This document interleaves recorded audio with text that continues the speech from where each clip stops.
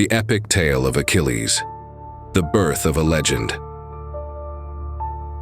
The sun sets over the craggy mountains of Thessaly, casting a golden hue over the palace of Peleus. Inside, Thetis, a sea nymph with hair like shimmering waves, cradles her newborn son Achilles. To make him invincible, she dips him into the River Styx, a shadowy, misty river that winds through the underworld. The water is cold, otherworldly, and the landscape eerie, an endless black expanse with the river glowing faintly like liquid moonlight. As she pulls him out, Achilles lets out a cry that seems to echo through the hills and valleys, a sound that both chills and awes the gods. Thetis looks at her son with love and fear, knowing the prophecy. You will be glorious, but your life will burn short. Achilles' heel, untouched by the waters, remains his only weakness, a small yet fatal detail in a larger-than-life destiny. I am Achilles, invincible yet broken. What power does a man have against the whims of fate? Training with Chiron years later, Achilles trains under the watchful eye of Chiron, the wise centaur, in the lush, untouched wilderness of Mount Pelion. The air smells of pine and wildflowers, and the landscape is breathtaking. Rolling green hills, mist-covered peaks, and clear streams that glitter in the sunlight. Chiron, towering and gentle, teaches Achilles to fight, but also to think, to feel, to understand his place in the world. You are not just a warrior, Achilles, Chiron tells him as they look out over the vast horizon. You are a force of nature, destined for greatness and tragedy alike. Achilles trains tirelessly, each day honing the skills that will make him the mightiest warrior of his age. I am the storm that cannot be tamed. None shall stand before me.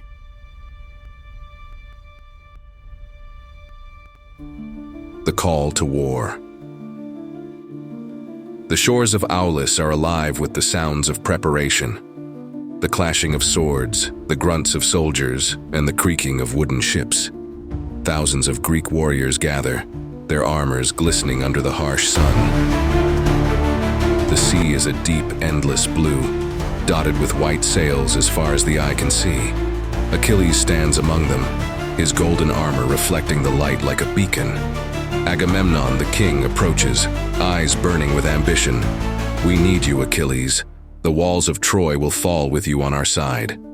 Achilles, young and confident, looks towards the horizon where the fabled city of Troy awaits. The call of glory is irresistible. He nods, knowing this is the path he was born to walk.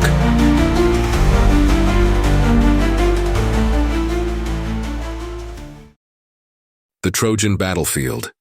The plains of Troy are vast and blood-soaked, a sun-scorched wasteland where the dust rises with every step. The city itself looms in the distance, its towering walls seemingly indestructible, casting long shadows over the battlefield. The scent of sweat, blood, and burning wood fills the air. Achilles charges into battle, a whirlwind of bronze and fury. His sword, polished and lethal, cuts through the enemy ranks like a force of nature.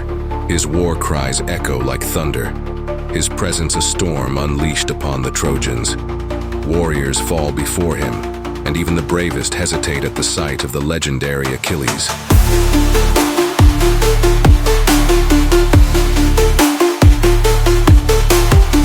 He moves like a dancer, every strike calculated, every step a testament to his unmatched skill. For the Trojans, he is a force of unstoppable destruction. For the Greeks, he is their greatest hope. The rift with Agamemnon. Amid the chaos of war, Achilles' tent is a sanctuary of calm, draped in rich fabrics and filled with the spoils of battle. The sun sets behind the Greek camp, casting long shadows that stretch toward the Trojan walls. Inside, Agamemnon confronts Achilles over Briseis, a captive they both desire. Tension fills the air, palpable and electric. You dare challenge me, Achilles? Agamemnon sneers. I am the king.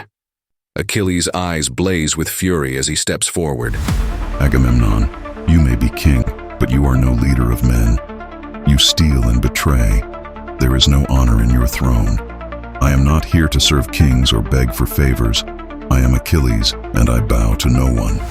The rift between them grows, and Achilles, wounded in pride, refuses to fight. He retreats to his tent, the sounds of battle distant but relentless. His absence is felt like a gaping wound in the Greek line. Patroclus' sacrifice. The Trojans press their advantage, pushing the Greeks back toward the sea. The sky is awash of red and orange, the sun setting on another day of bloodshed. Patroclus, loyal and desperate, dons Achilles' armor and leads the charge to inspire the Greeks. From the walls of Troy, Hector watches, his brow furrowed in suspicion. Patroclus fights bravely, cutting down Trojans left and right, but Hector soon realizes the deception. With a heavy heart, he confronts Patroclus. The duel is fierce, surrounded by the smoke of burning chariots and the cries of dying men. Hector's spear finds its mark, and Patroclus falls, his death a silent scream that echoes through the Greek camp. Achilles' armor, now tarnished with the blood of his dearest friend, lies discarded in the dust. Achilles' rage. I have slain thousands, but it's the loss of one friend that haunts my every step. The night is dark, and the Greek camp is silent, shrouded in mourning. Achilles sits by the shore, waves crashing violently against the rocks, mirroring the storm inside him. Tears streak his face, but his eyes burn with the fire of revenge. Patroclus, I failed you. I will not fail again. The moon hangs low, casting an eerie glow over the camp. Why does my heart rage while others are content? Is this the curse of being born invincible? Trojans, feel the wrath of Achilles. Your walls will crumble, and your heroes will fall. Your gods cannot save you now. Face me, or cower behind your walls forever. Come forward if you dare. Face Achilles and see your end.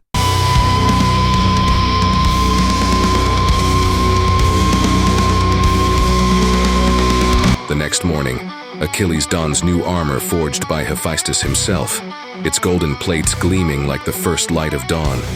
He strides into battle, unstoppable, his very presence a force that bends the will of men. The Trojans, seeing him, feel the ground quake beneath their feet. Even the gods watch with bated breath, knowing the fury of Achilles cannot be contained. The duel with Hector. The scene is set outside the towering walls of Troy. The ground is scorched and the air is thick with tension. Achilles stands opposite Hector, the two greatest warriors of their age finally face to face. Hector, tall and noble, meets Achilles' gaze with a mix of fear and resolve. I know my fate, Hector says, his voice steady, but I will not run.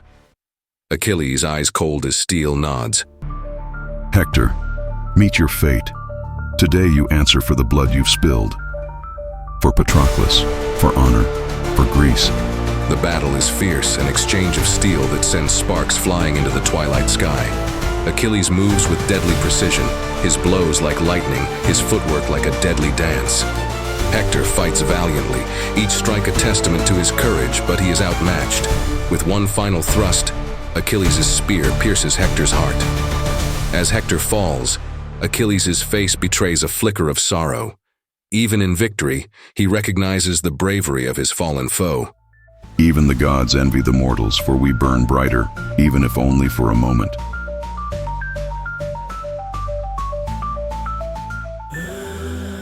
Night falls over Troy. The city bathed in a quiet, mournful light. Priam, the aging king of Troy, ventures into the Greek camp under the cover of darkness. The stars above are distant and cold, and the campfires flicker like dying embers. Priam kneels before Achilles, his eyes filled with tears. "Give me my son," he pleads, his voice breaking. "Let me bury Hector with honor." Achilles, moved by the old king's grief, feels a pang of empathy, a rare and human moment for the invincible warrior.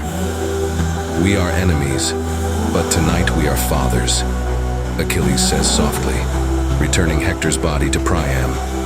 The two men, bound by shared loss, share a silent moment of understanding under the indifferent gaze of the gods. The fall of Achilles. The sun rises over the plains of Troy, the light glinting off the spears and shields of the assembled armies. Achilles, still unmatched on the battlefield, charges once more into the fray, his armor shining like the sun itself. But fate has not forgotten him. From the walls, Paris, guided by the unseen hand of Apollo, draws his bow. The arrow, swift and silent, finds its mark. Achilles' heel, the one vulnerable spot on his body. The great warrior stumbles, the world around him slowing as he falls. The sky, a brilliant blue, seems to darken as Achilles' life slips away. Even in death, his presence looms large. He is a hero, a legend, a tragic figure who chose a glorious end over a quiet life. The Greeks mourn their fallen champion, and the story of Achilles, the greatest of all warriors, becomes eternal, a tale of bravery, pride, and the high cost of immortality.